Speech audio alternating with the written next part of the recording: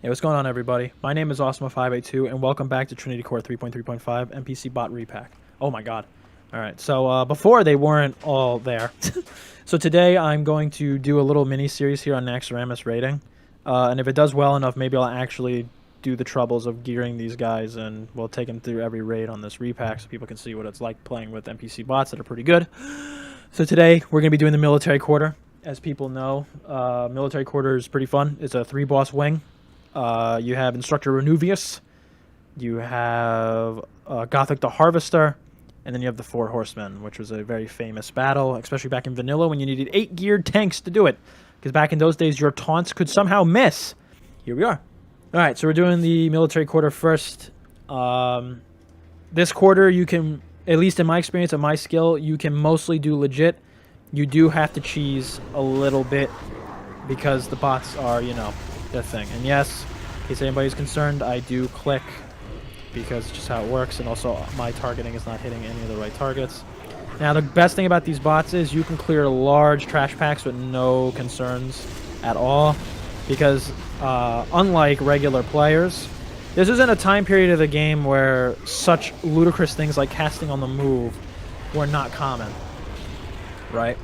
So the big thing about that is that spellcasters in this can cast on the move, they can cast heals on the move, and again, they're artificial intelligence. They have all the numbers in their brain to know how to use the perfect abilities at the right time. So their healing is usually on point, and their damage is usually exceptional, with dot effects and everything, because they can keep them constant. And I mean, you know, you can just see, we're just sweeping through these guys like they're fucking paper mache. There we go. Alright, we're clearing our way through. We're on our way to Razuvious. Razuvious' big gimmick was, in lore, he was so powerful that no mortal could take a hit from him. And he would kill mere mortals easily. So the way that you fought the battle was you had to tank him with his own adds. Now, of course, with these bots, forget it. The strength of the tank bots and healing is so high, you can cheese this fight by not doing that mechanic. You technically still can and do the fight 100% legit, and it will work. But the AI are so good and so strong that you don't need to. Even with shitty gear, you can still do it. So the AI are like experts here, as well as nailing the interrupts.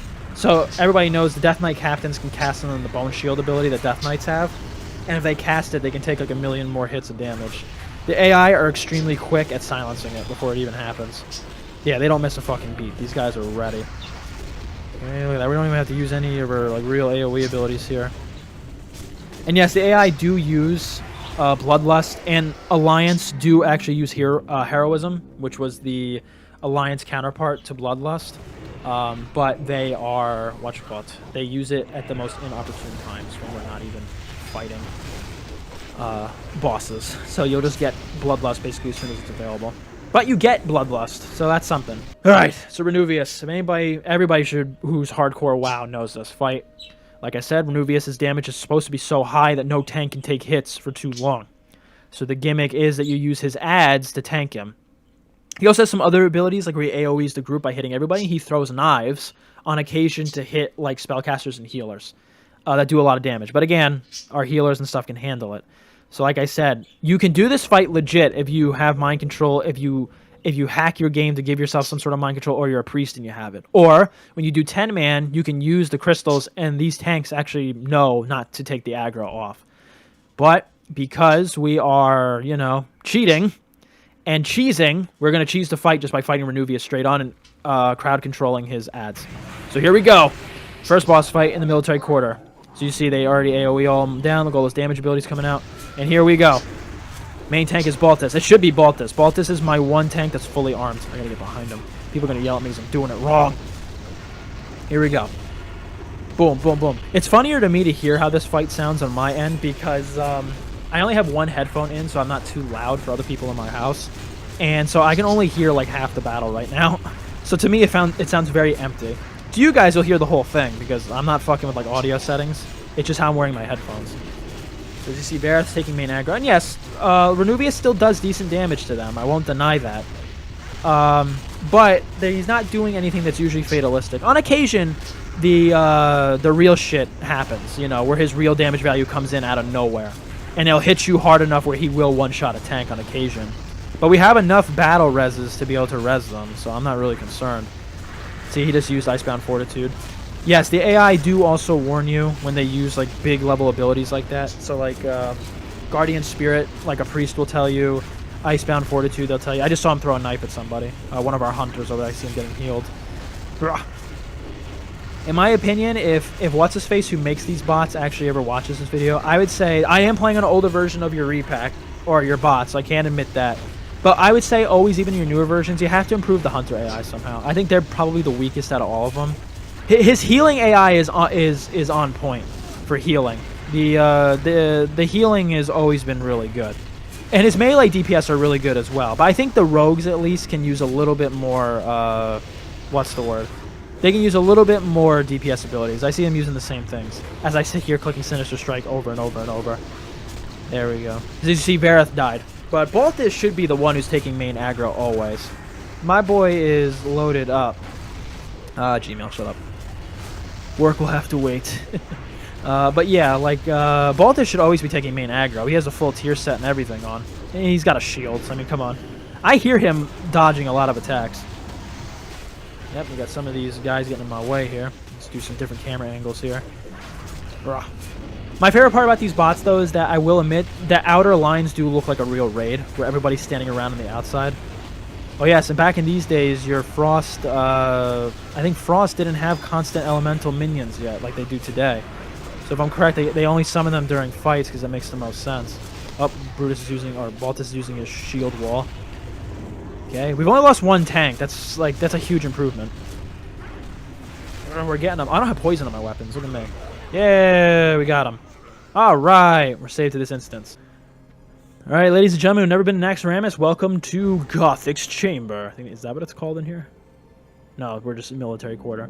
So, Gothik the Harvester's main thing is that he was a big-time, big boy necromancer. In his fight mechanic, you can do legit, or you can also cheese break it, or you just do it inexperienced raid groups do and fight everything at once, which is probably what's going to mostly happen. But we're gonna try and break it as well, so you can see some of the ways that I play this. Because again, I'm not here to do this legit. I'm here to have fun. So Gothik's fight works. It's a massive trash fight, and his actual boss fight is really easy because all he does is teleport back and forth, resetting his aggro, and he casts Shadow Bolts in the group. And he has a curse that reduces your stats by 10% every dot, which can go all the way up to 100. So the way his fight works is his ads spawn here, you kill them here, their souls go up to him, he knocks them over there, and they become stronger as ghosts.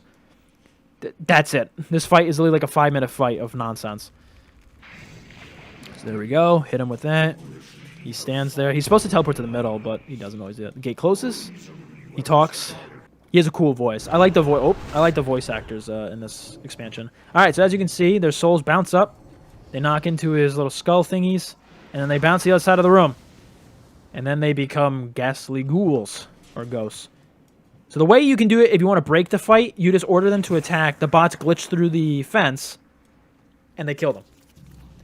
It's the best to do this because those damn specters will unleash massive amounts of arcane explosions when they cross, and that's usually what does the most damage to everybody here. So it's very important to try and kill as many of them as you can. The only problem with this is you can't really participate in the fight, at least at this part. Because you're too busy trying to find the where they land on the other side. In real life, how you would do this fight, you split your group into two. Because eventually the gate opens, and the teams combined. And when the teams combined, technically you could tell the bots to stay put on the other side, and they would just stand over there, and if you have them stand on the spots, they would fight. But, it's not always ideal, because then eventually these guys come out, the Unrelenting Death Knights, and they're a lot more difficult to fight. Because they're not... They're elites when they pop out on this side as well. Unlike the trainees who aren't elites. And then you get the horsemen that you have to fight both the man and the horse. So then it's just double the enemies. You see what I mean? You gotta break the fight in a somewhat creative way. But you also can't stay on this side by yourself for too long, because eventually the ads will overwhelm you. The only way you can really stand in here by yourself is if you can take the damage that they inflict, which isn't usually common. Or you hope that you have guys here who AoE these guys down. There we go. Oh, see, the big guys are coming now. Alright. So yeah, basically the way I do this fight, I prefer to be a raid leader in these senses. And I let my boys do all the work for this part. And then when Gothik himself comes down, I join the fight. The next fight after this is 4 Horsemen, which I heavily cheese. I'm sorry to say it. It's definitely possible for you to do it legit if you know what you're doing. I don't know what I'm doing, so I cheese it very hard. They're just clearing the way over there. I don't mind getting hit by these guys. They don't do that much damage. It's if the... Oh, shit. See, I mean, if it's the elites catch me, it's a different story. They will fucking clear my ass out. There we go. There you go. In older repacks, Gothik would sometimes teleport under the ground, and it was really lame, because then the fight would be over. What do you mean, what brings me here? We're here for a battle, my man.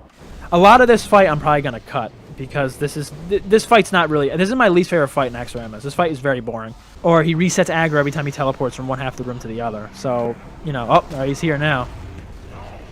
Okay. It is possible for us to not worry about his ads now, because we can just crowd control them. Here we go! Alright, now it's the real fight. And here it is.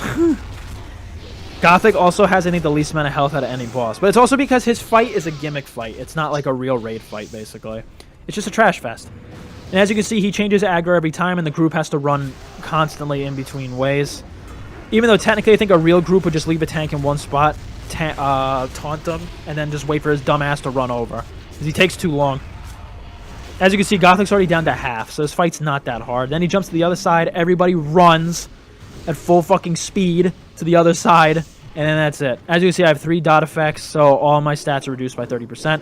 I'm not actually sure in real life, in a real fight, if there was a way to avoid it. I'm pretty sure it's just a thing of the fight that you can't avoid.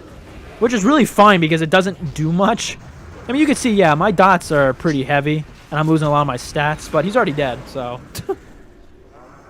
And that stat does affect bots, by the way.